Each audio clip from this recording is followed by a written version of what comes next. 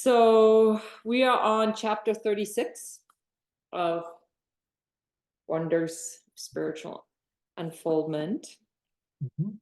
And it's about questions. Well, the title is Some Questions Answered.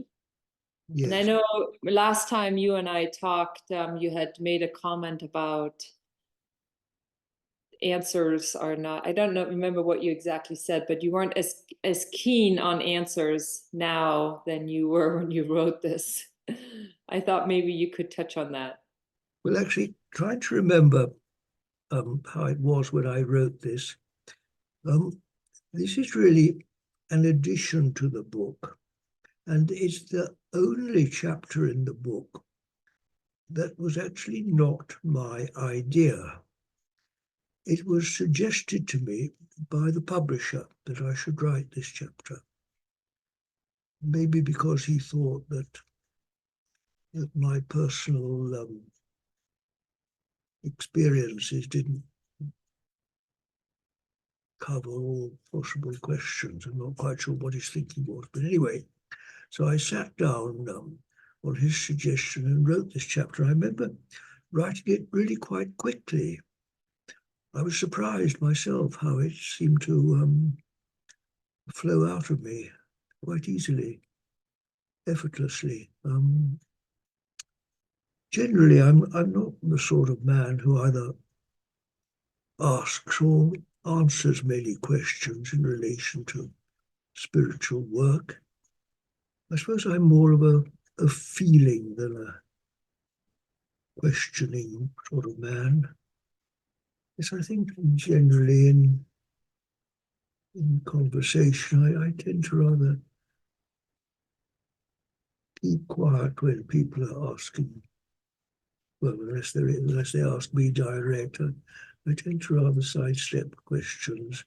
I think perhaps because I slightly distrust answers, verbal answers.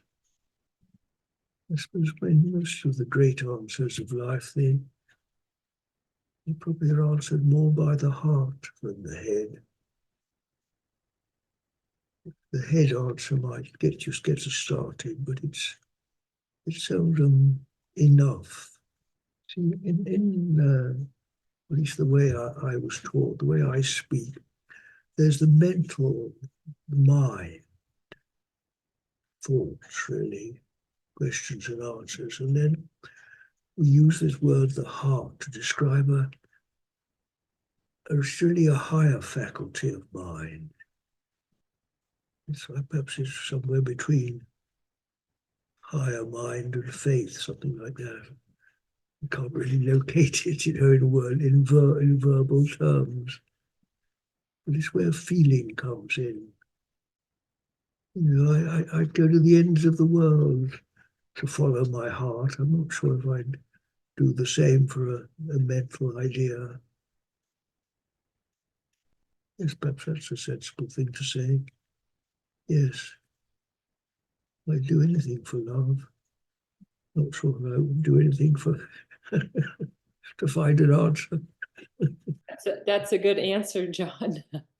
Love is the answer, but love's a sort of it's one of those endless journeys. I don't think it ever has an end. It's just ever expanding. Where does the love of God end, my dears? We can't even say what it is, can we? It's like looking at the sky. Where does it end? John, would you say that the world that we live in is a world of questions and answers, but the world of spirit is beyond that? I'm trying to get a grasp of it. Well, this world is certainly the world of limit, isn't it? And it's useful way to describe the spiritual world as limitless. So in terms of this world is obviously limited, isn't it? It's limited in space and time, but by measurement, we have a certain span of life, a limit of life, a limit of everything.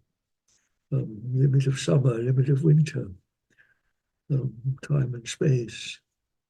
Yes, the higher world has no limit, it's beyond time and space measurement.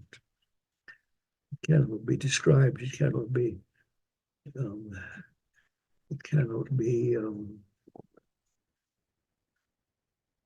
conveyed by question and answer.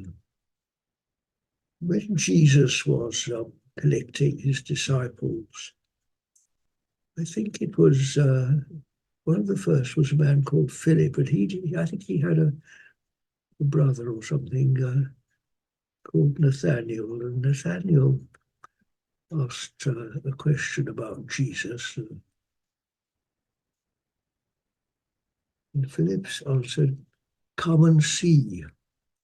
Well, that's the perfect answer, isn't it, in terms of the spiritual life, you see.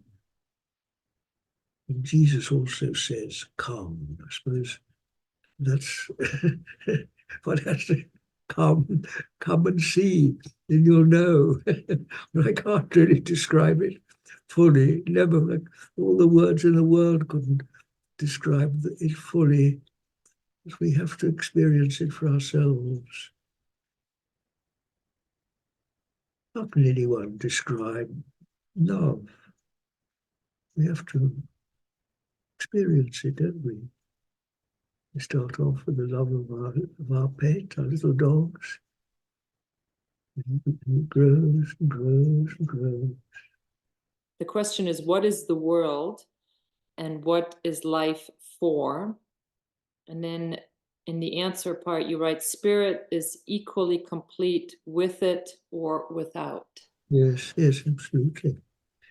Yes, this is entirely borne out by experience, and even in the quite early stages of meditation, I'm sure many of you, in fact, when meditation was first brought to the West, there was a great teacher who was one of the main missionaries for meditation, and he talked of transcendental meditation, which is exactly what it is, because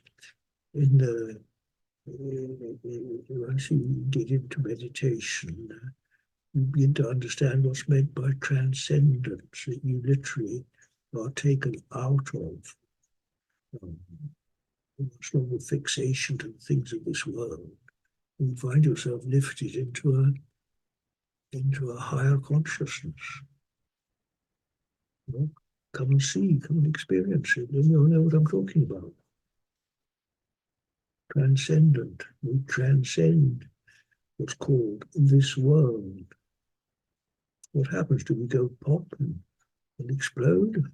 No, it's absolutely wonderful. We want to do it again and again. I've been doing it for over 60 years. I'm still doing it. I love your answer. Why do you meditate? To find God. Well, see, that's a pretty silly answer, isn't it? Because who's ever found God? Who's ever found the infinite, my dears?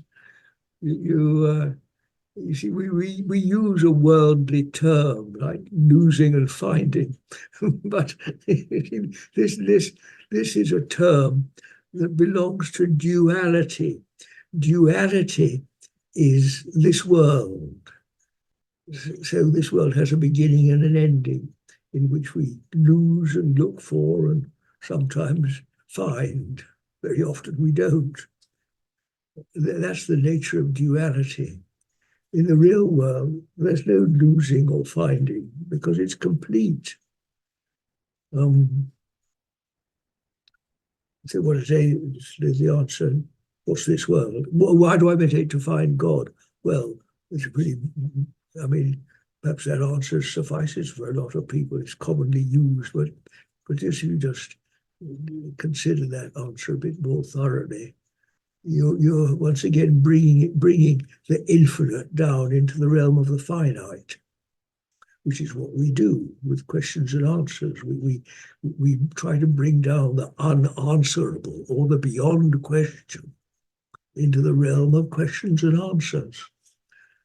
You try to put the infinite in a jam pot, really.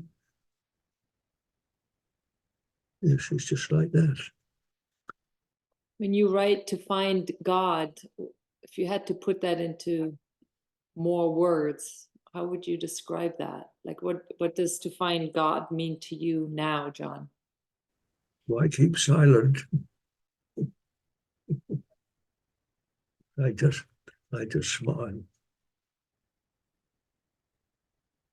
Why is it that at the end of my mortal life, when my days are numbered, I can be so bubbling with life? How can I be so sure that life is infinite and continues, gets better and better? See, in a sense, here is the world, isn't it? This is the world, my body, the world. This mortal world, this mortal body of mine, mortal and corrupt body, the world is an extension of this, you see. We are, as is often said, man is a microcosm, you see, of the world. Well, of the cosmos, really. But physically speaking, physically, mentally, we are a microcosm of the world. And in spirit also. Can it really be answered with words? No, we can't. No, I wouldn't think so. But, well, of course, some people do try. There are countless books, learned professors of all sorts of things have written books and books about God, and religion does its best to explain it. But speaking from my own experience, I'd say, can the question be answered? Answer. That's one reason why I love silence, or just love the smile.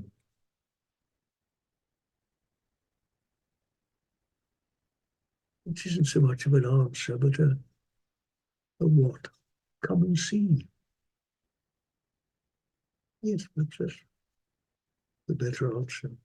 Come and see. Again, we're so conditioned to use the word see, to bring it down to a faculty of sense. That implies there's some sort of seeing, but really the word seeing in this sense means come and realize, realize it. Perhaps that's a better word. Bring it into reality. Come and realize it for yourself.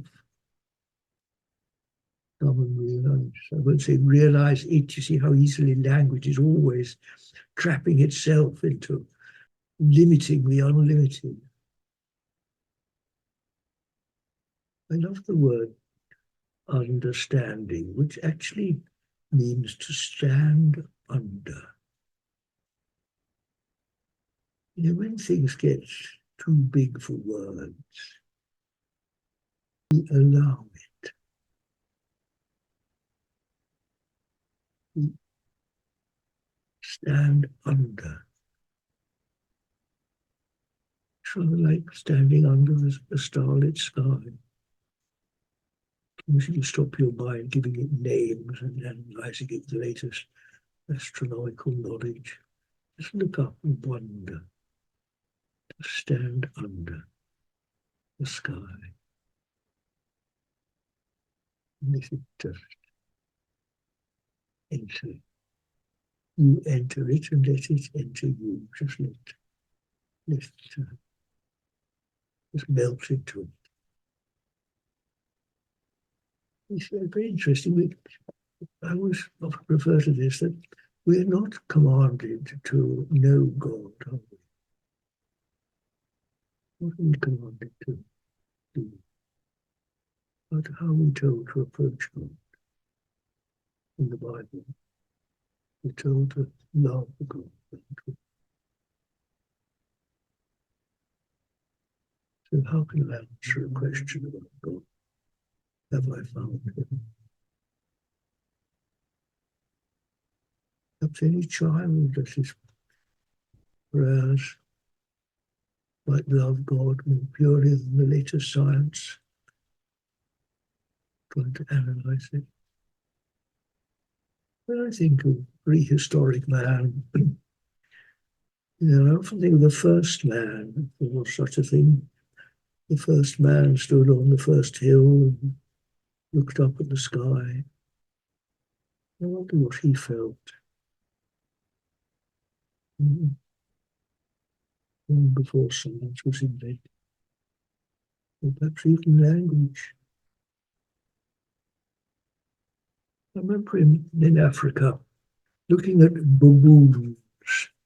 Baboons, they they like to sit on their haunches like a little man on a rock and just look.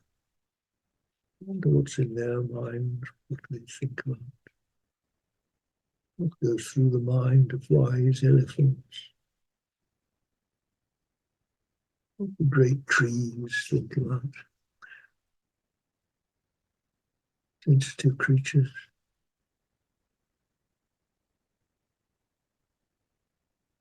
Trees have stood there for hundreds of years. John, I highlighted this question because I know you have a lot of people that follow your work that are not Christian. Mm. And the question is, does one need to be a Christian? And I love how you answered it, but maybe you want to talk about that a little bit in terms of finding God, here we go again, or meditation. What's the importance of being any religious, be in any religious category? Well, the moment you give yourself a label, I am a Christian, you're putting a limit on yourself, aren't you? So it's an answer from duality.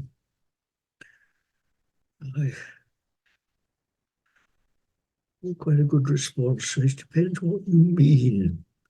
What you mean by, are you a Christian? I've got a friend who's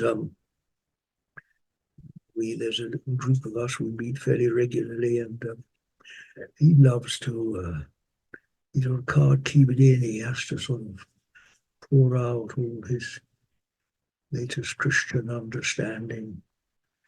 I get fed up with it, I must say. I can't take it.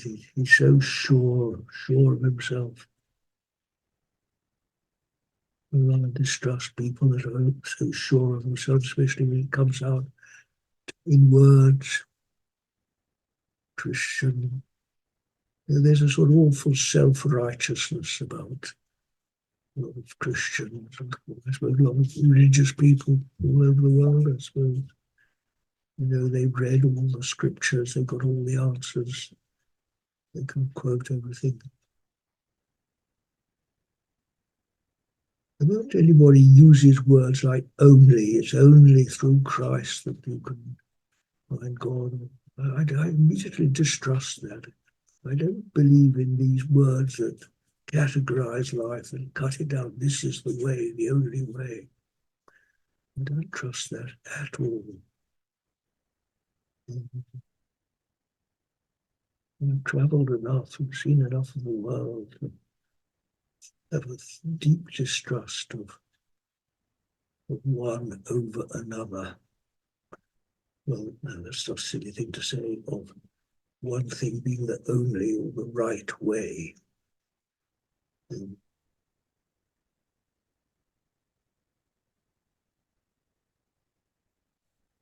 You need to be a Christian. It all depends what you mean.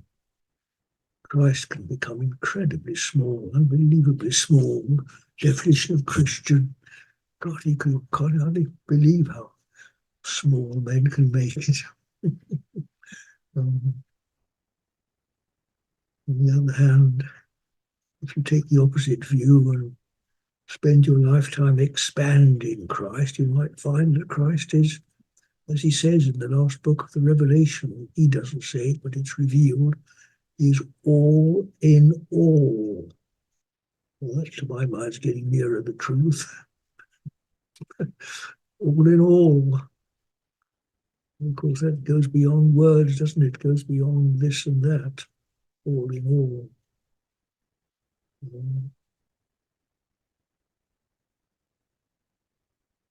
That's quite a good answer.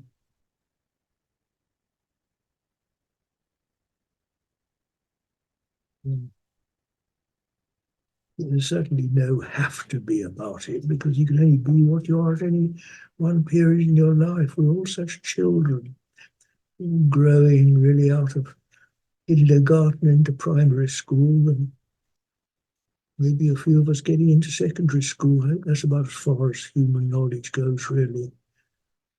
We're unbelievably ignorant, really. Just children.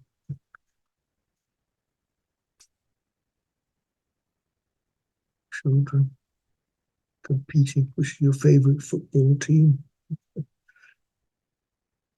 Answers. Beware of answers, my dears, especially when they come with a limit.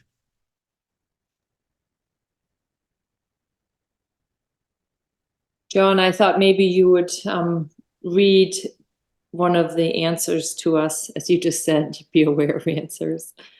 But on page 348, the question is, it sounds tedious, and you're talking about meditation. And the question is, it sounds tedious. Do you have holidays, other interests, and hobbies? And I think it's a beautiful answer that you wrote.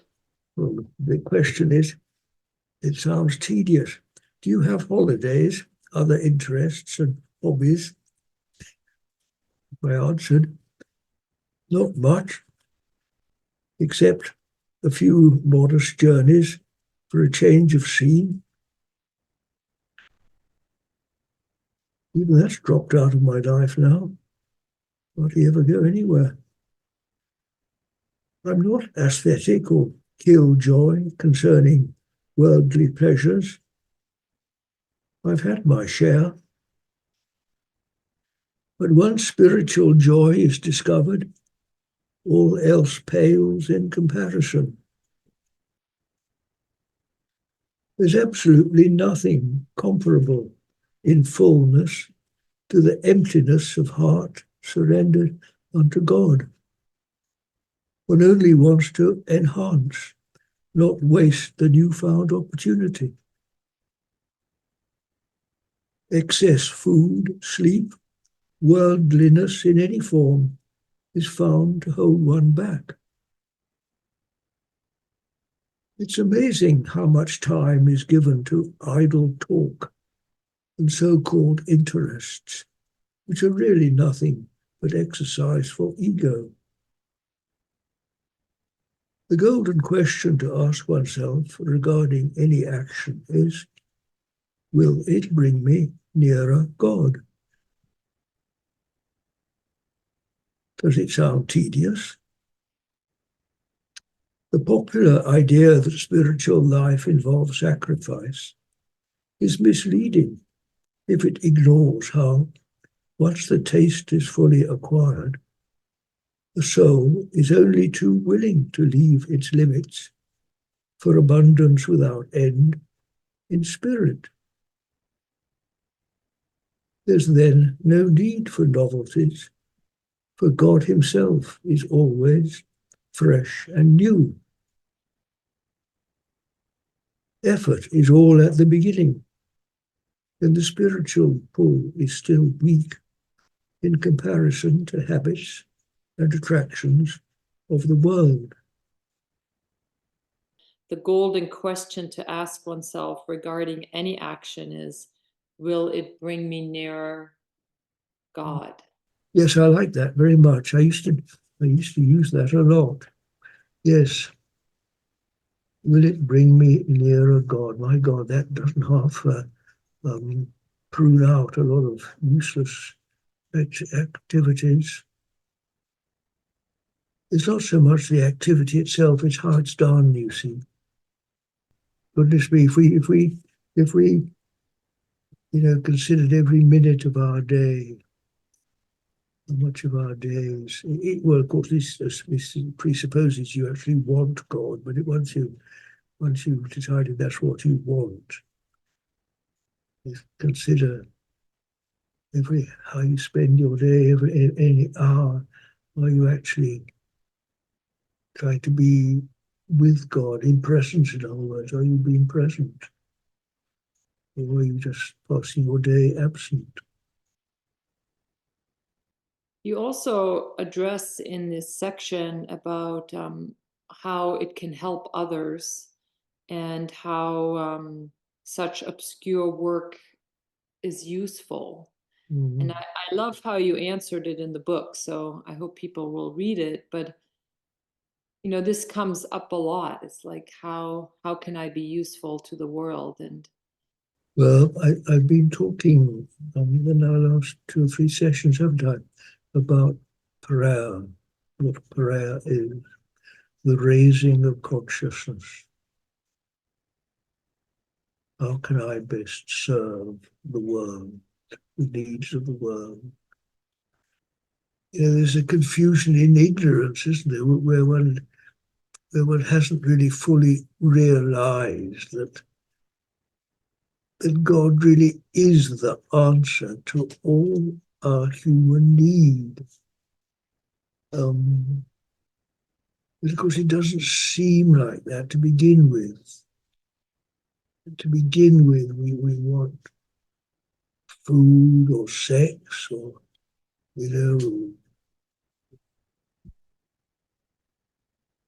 the sort of adventure,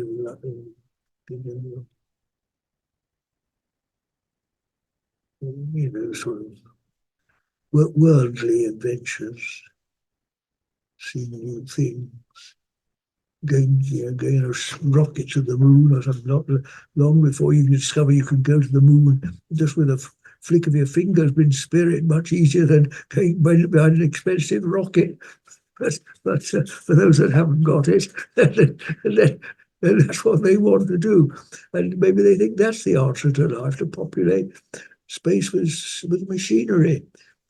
And then just looking at the stars and realizing your kinship. I was asked, what do you really, really want in life? What do you really want? What's your deep heart's desire? And many years ago, I was only 26 years old, but I remember I answered God. There's a lot of people, it's an interesting question what different people would answer. Many people say things like service, or how can I, freedom, or love, or peace. Peace is a common answer. This is not usually much something in terms of human achievement. It's usually one of the big things. But when you say, how can I help the world? Well, I would first ask what the world wants. Ask the individuals in the world, what do you want? What do you really, really want? And then that would be the answer, wouldn't it? Because whatever it is in your deepest heart that you really secretly want, the answer that perhaps you wouldn't normally give in public, then that's what is supply on the lifelong journey towards God. And I suppose you could say that those who lead the way, the great saints, the great spiritual leaders, they're like the pathfinders, aren't they? In every generation there have been new pathfinders, pioneers who've gone ahead and shown the way.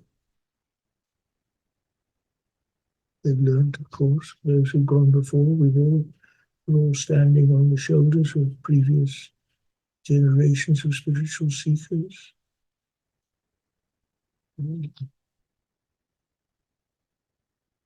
Giving encouragement to those struggling in the early stages when it's still quite difficult.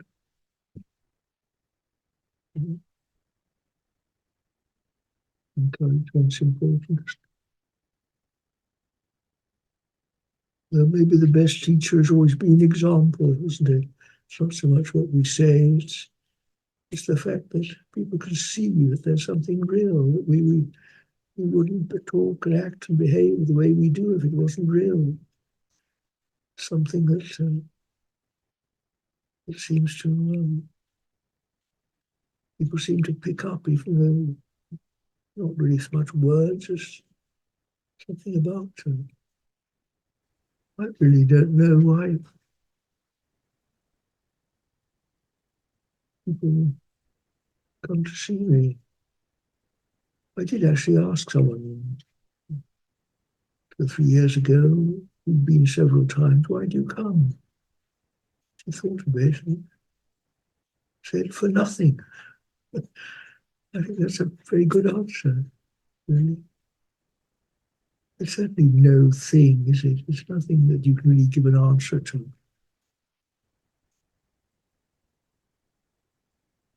Is there nothing? I read in one of the first answers, it describes that bit I just read. There's absolutely nothing like the emptiness of how do I put the emptiness of a heart filled with the everything of God. Yes, that's right. Like the nothing of a heart filled with the fullness of God. Yes, in human terms, it is nothing. It's just an emptiness. There's a void of fullness. That's it, a void of fullness. Now then, my dears, digest that one and you'll be on the right lines. An empty void of complete fulfillment. A nothing of everything. John, on page 351, because you wrote how you would answer this question, does it help others? And I thought, since we've talked about it now, maybe you would mind reading this answer. So it's on page 351, the second paragraph.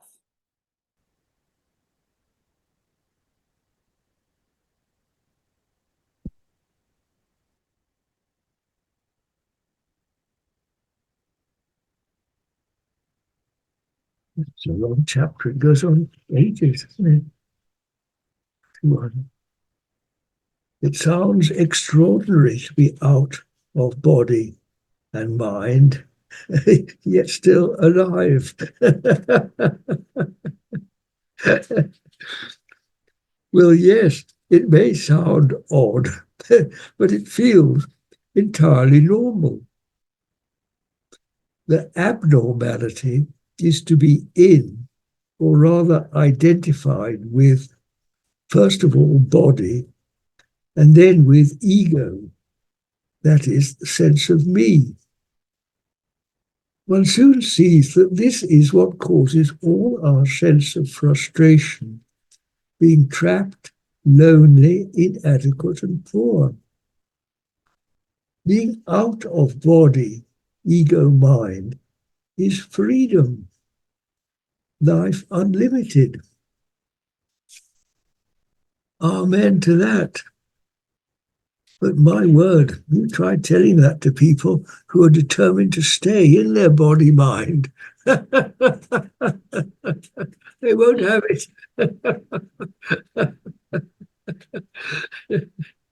Goodness me, talk about you can lead a horse to water but can't make it drink.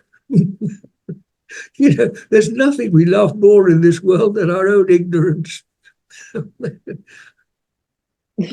being trapped in our little prisons. We love it. We don't want to be free, do we? Honestly. Why is that, John? Why is that? Well, right on the very first page of this book, I describe letting the cattle out of their yards in the spring. After being 6 months, confined in a yard, living on straw, and spring comes and the grass grows, the farmer will open the gate, say, "Come on, girls, out you come." And they won't go. They just stay there. They love their shadows. There's the spring grass, the sunshine, just the gates open. They can go. Well, they will eventually. One brave spirit will step out and then the others will follow, but it takes some time. And we're just the same. No, dears, we love our suffering, don't we? We just love it. We just wallow in it. Extraordinary. Don't fence me in. That's what I love. But not many people do. Most people prefer their flesh pots and their conversations and their I am a Christian and all this sort of thing. They love it. Gives them an identity, doesn't it? Something to talk about. There are not that many eagles amongst us, are there? I suppose you could say it's fear. Fear, we don't know any better, really. It's a good phrase. Why do people do what they do? We don't know any better. There's been a lot of visitors here this last week, and I took, at one point, I took them up the hills up there. There was a great vast panorama of empty space, lovely place. I fell in love with space when I was a boy going up there. And I'm afraid so many people these days don't have the opportunity to become acquainted with those places. We live with our phones and our little focus on human affairs, watching the media. I don't know why the media is almost entirely about humanity. I'd look in vain for a film that isn't about people. Also, I get so bored with people. Can't they make a film about something other than people? But there isn't much, is there? And usually the ugly side of personalities to people. What would I make a film about? I don't know, about nothing, I suppose. Mr. Nothing. Nothing. It won't be a blockbuster, John. Never mind, dear. A lot of the great souls of this world have lost their lives unseen, unknown but to God. You know, I take great comfort from when I go up on the hills and I look at some little flower growing there, you know, unseen, unknown by anybody. Maybe maybe a passing rabbit has seen it, or a little bird. Who else? And yet there it is in its perfection, a perfect little flower. Well, what is not perfect? The grass itself, the trees, and all the lovely creatures, lovely plants that are blossoming in unseen, unknown, in distant quarters of the world. Are they any less loved by God than the angels and the ones in public gardens? I don't think so. I always take comfort from that when I feel ignored by the world.